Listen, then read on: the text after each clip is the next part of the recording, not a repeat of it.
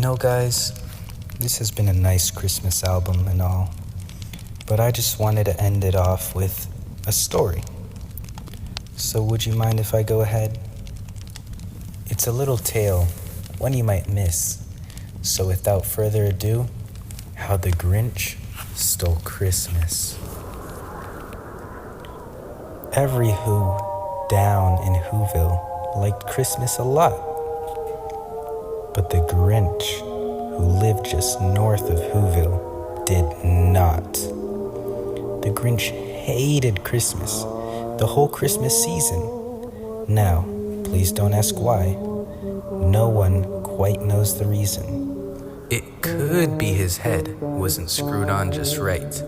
It could be, perhaps, that his shoes were on too tight. But I think that the most likely reason of all may have been that his heart was 2 sizes too small. But whatever the reason, his heart or his shoes, he stood there on Christmas Eve, hating the Whos, staring down from his cave with a sour, Grinchy frown at the warm lighted windows below in their town. For he knew every Who down in Whoville beneath was busy now hanging a mistletoe wreath. And they're hanging their stockings, he snarled with a sneer. Tomorrow is Christmas, it's practically here. Then he growled, with his Grinch fingers nervously drumming, I must find some way to stop Christmas from coming. For tomorrow he knew all the Who girls and boys would wake bright and early. They'd rush for their toys. And then, oh the noise, noise. That's one thing he hated, the noise.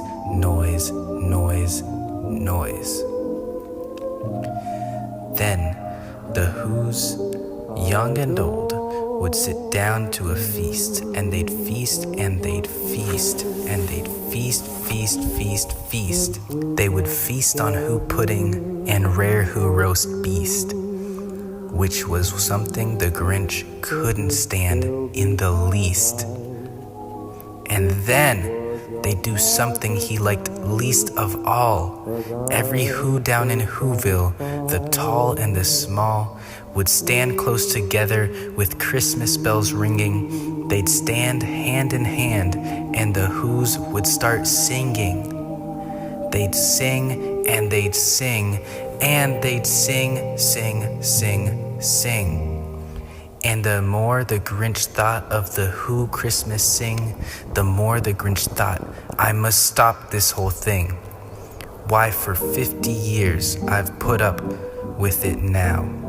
I must stop this Christmas from coming. But how?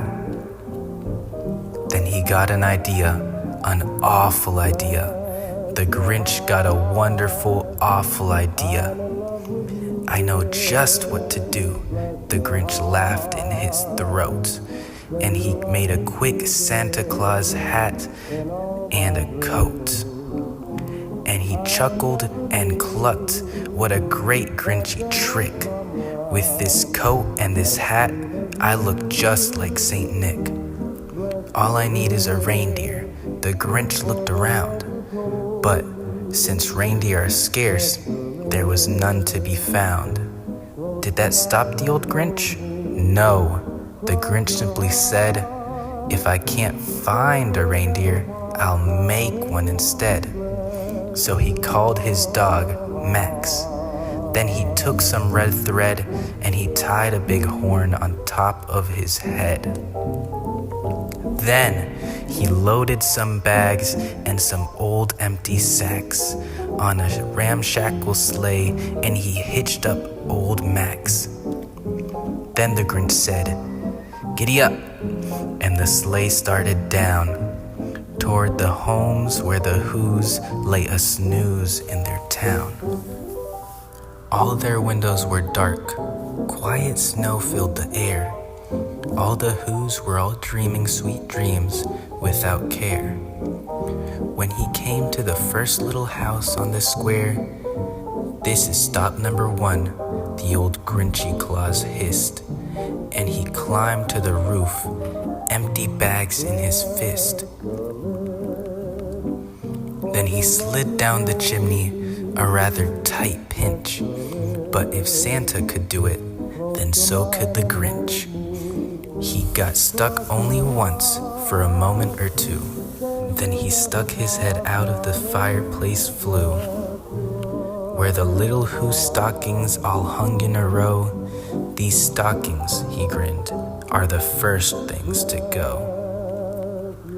Then he slithered and slunk with a smile most unpleasant around the whole room, and he took every present. Pop guns and bicycles, roller skates, drums, checkerboards, tricycles, popcorn and plums. And he stuffed them in bags. Then the Grinch very nimbly stuffed all the bags one by one up the chimney.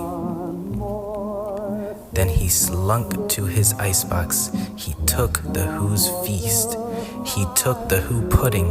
He took the roast beast. He cleaned out that icebox as quick as a flash. Why, that Grinch even took the last can of Who hash. Then he stuffed all the food up the chimney with glee. And now, grinned the Grinch, I will stuff up the tree. And the Grinch grabbed the tree and started to shove, when he heard a small sound like a coo of a dove.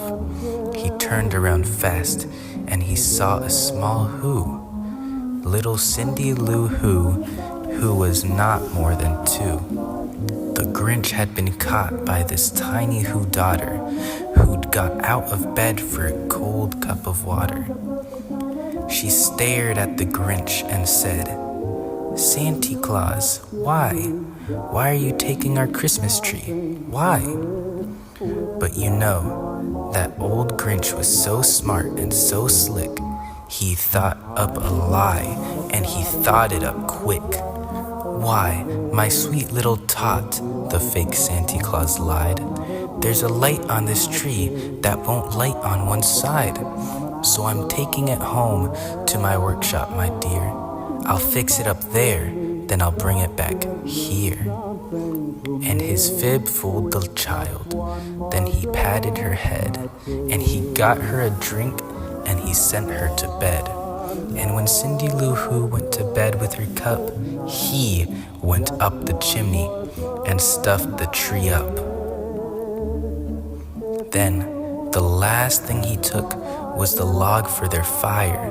Then he went up the chimney himself, the old liar.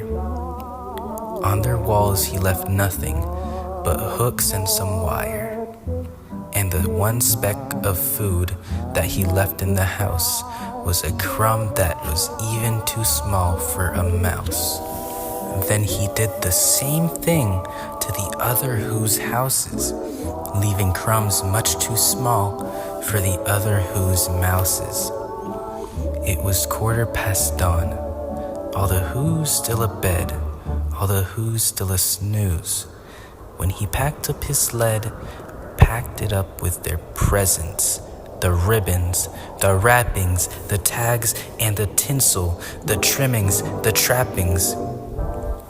3,000 feet up the side of Mount Crumpet, he rode with his load to the tip-top to dump it.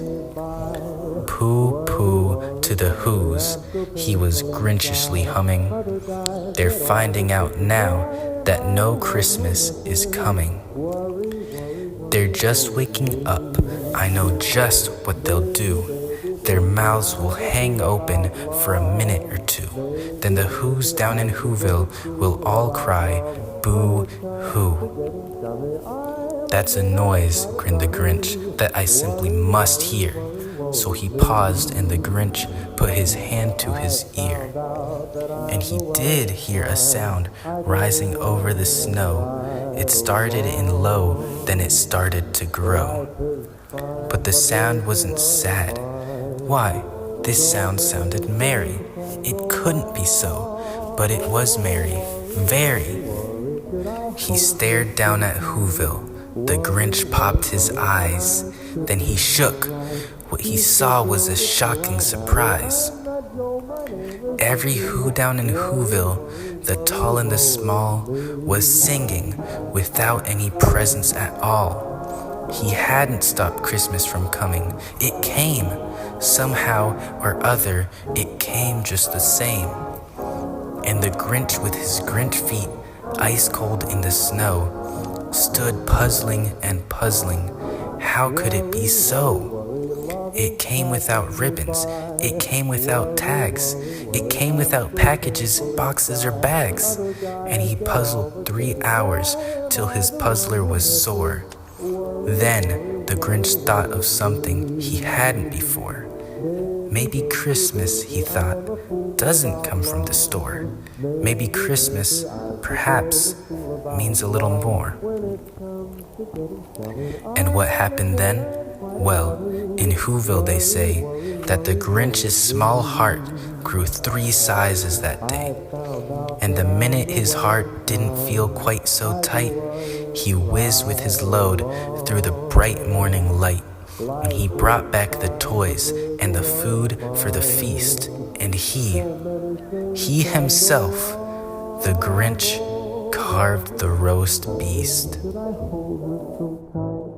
Worry, worry, worry, am I keeping her right? She said, Joe, it's you I'll marry. I'm not Joe, my name is Vicky. Worry, worry, worry, worry.